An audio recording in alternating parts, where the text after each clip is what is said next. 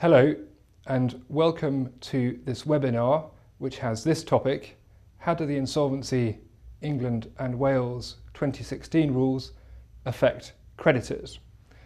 In this webinar I propose to refer to those rules simply as the Insolvency rules or the new rules.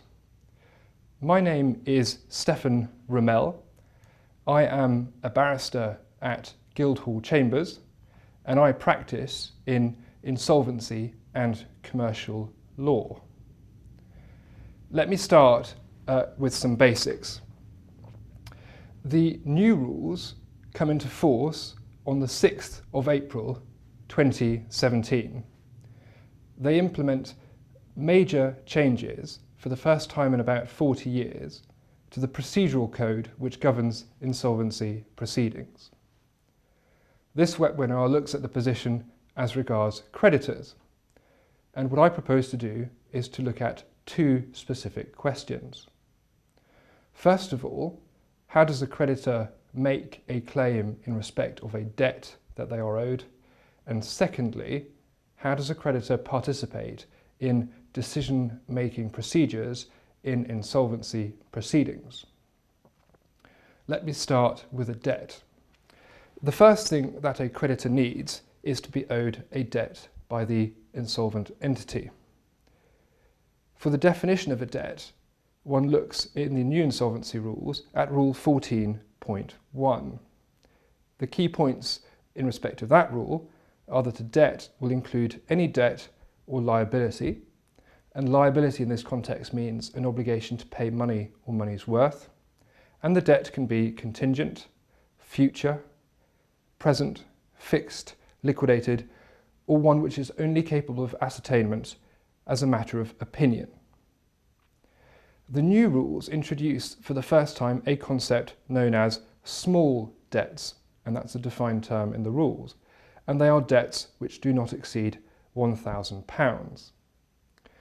Now, as with the old rules, the position in the new rules as at when a debt must be owed is that it is the date of the insolvency event. So for example, in the case of a bankruptcy order, that is the date of the order, or in the case of a compulsory liquidation, it is the date on which the liquidation commenced. Once a creditor is satisfied that they have a debt, the next question is whether or not the debt is provable. Again, it's necessary to turn to the new rules, and in particular Rule 14.2. I can perhaps summarise it this way, that pretty much all debts are provable with certain exceptions. For example, under certain statutes such as the Drug Trafficking Offences Act 1986, or in the context of a bankruptcy, a debt which arises as a result of a fine, or for example, an order made in matrimonial proceedings. Now, once a creditor has a debt which is both provable, the question which arises is how to prove. Well, in order to receive a dividend, the creditor proves, and the rules are set out in Rule 14.3.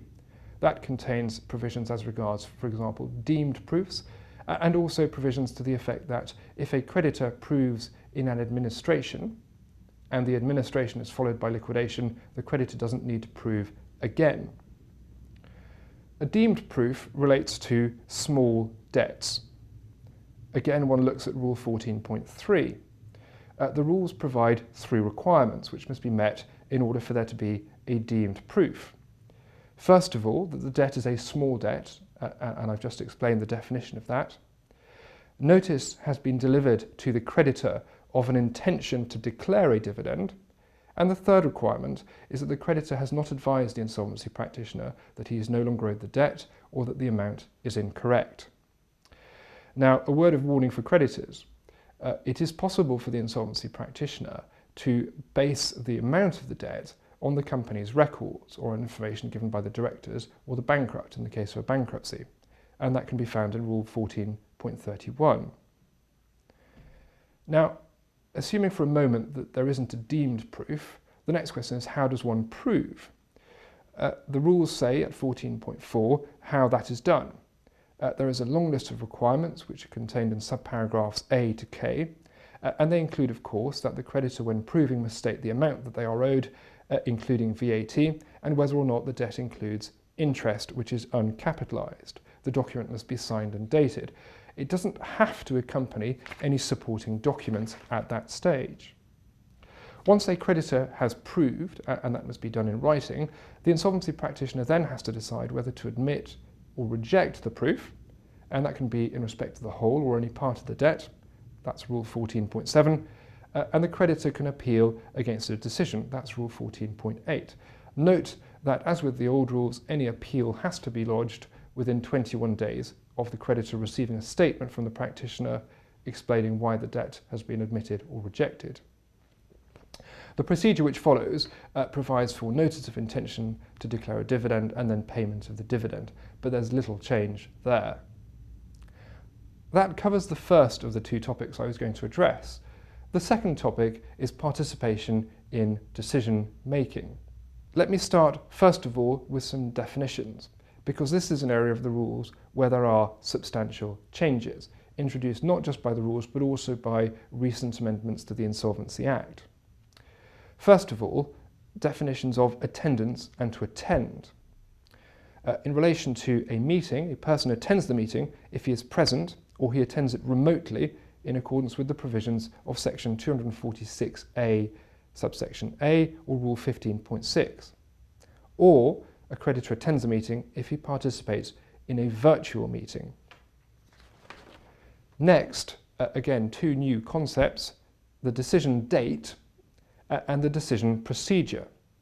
Both of those are interpreted in accordance with Rule 15.2. The decision date as regards a meeting is, of course, the date of the meeting. But in respect of any other procedure, including the procedure known as the deemed consent procedure, it is the date specified in the notice. And that date must be not earlier than 14 days after the date of the notice. Now, the decision procedure, again, is specified in the rules, and that one must look to Rule 15.3, which contains definitions of what are qualifying decision procedures. There are some examples in the rules. They are decisions by correspondence, electronic voting, virtual meetings, and lastly, physical meetings. Those are the qualifying decision procedures contained in the new insolvency rules. I have mentioned the deemed consent procedure. Let me now say a little bit more about how that works. One must look to the Insolvency Act, section 246 ZF in the case of corporate cases, or section 379 ZB in the case of personal insolvency. To those two statutory provisions, Rule 15.7 adds some further gloss. The creditors must be given notice in respect of the deemed consent procedure, and that notice must include the matters in respect of which the convener of the decision procedure wishes a decision to be made. Think of it as resolutions, if you like. The notice must also include the proposed decision, which the convener proposes should be made. Further, the decision notice must also include a warning that if less than the appropriate number of relevant creditors, and relevant creditors in this context means creditors entitled to vote, object in accordance with the procedure set out in the same notice, that the decision is treated as having been made. Now, the appropriate number here is 10% in value. Now, in order to object to the deemed consent procedure or to the specific resolutions therein, what a creditor has to do, according to Rule 15.7, is to deliver a notice stating that the creditor objects and a proof. The notice must be delivered no later than the decision date, and if the threshold of relevant creditors is met, then the deemed consent procedure is aborted.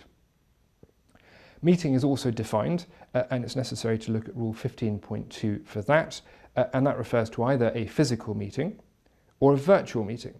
A physical meeting means a meeting as described in sections 246 ZE subsection 9 or section 379 ZA 9B, which is where the creditors are all present together in the same place.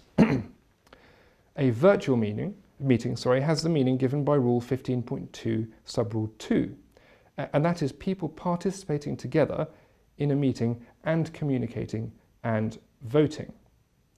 Now lastly, there is also a new provision to grapple with called excluded persons. That refers to a person, creditor or member, who has tried to attend a meeting but hasn't been able to attend and participate in the whole meeting. The effect of that is that the meeting can retrospectively be declared void after the time at which the person ceased to be present. It is also possible, if the convener of the meeting was able to ascertain how the excluded person would have voted, for the relevant resolutions to be retrospectively amended. Now, as a matter of procedure, the first step, and I've alluded to it already under Rule 15.8, is to send out a notice.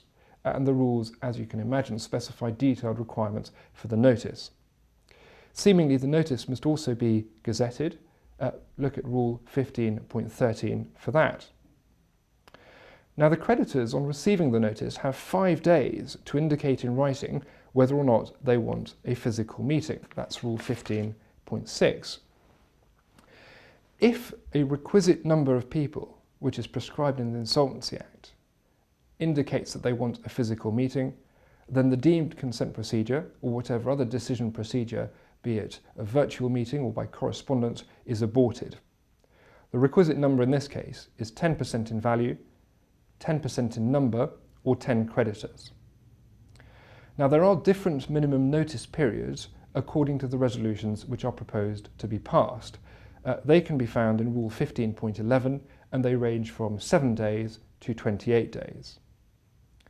Now, to vote at a meeting is straightforward, but to vote otherwise than at a meeting, the creditor must ensure that their votes are received by the convener of the meeting on or before the decision date.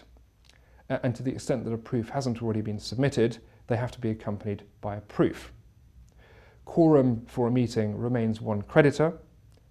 Now, so far as voting and the majorities, calculation of votes, one must look to Rule 15.31. A creditor can vote, obviously, for the amount of their debt and also for an unascertained or unliquidated amount, provided that the convener agrees to put an estimated minimum value on this. Of course, it's open to the convener to reject a proof. Now, in very simple terms, Rule 15.34 deals with majorities, and it's the majority in value. Inevitably, in practice, it's much more complicated than that because it's sometimes necessary to take into account connected creditors with the insolvent entity. The last topic I wanted to touch on as regards the decision-making processes is that what is also new is that a creditor can elect to opt out. That is governed by a different part of the insolvency rule, so not Part 15, but Part 1, and in particular Rule 1.38. A creditor opts out by giving written notice a written notice which is authenticated to the office holder, and the creditor remains opted out until he opts back in, and that's done again by another written notice. In order to notify creditors of these rights, in the first communication which the office holder has with creditors, it's necessary to notify the right to opt out. Now, opting out does not affect a creditor's entitlement to dividend, and moreover, in respect of certain resolutions, it also doesn't mean the creditor will not receive the documents. An example would be resolutions relating to the remuneration of an office holder. That covers the 2 topics that I had set for myself, making a claim in respect of a debt, and secondly, participating in a decision-making process from the perspective of creditors. Thank you very much for listening.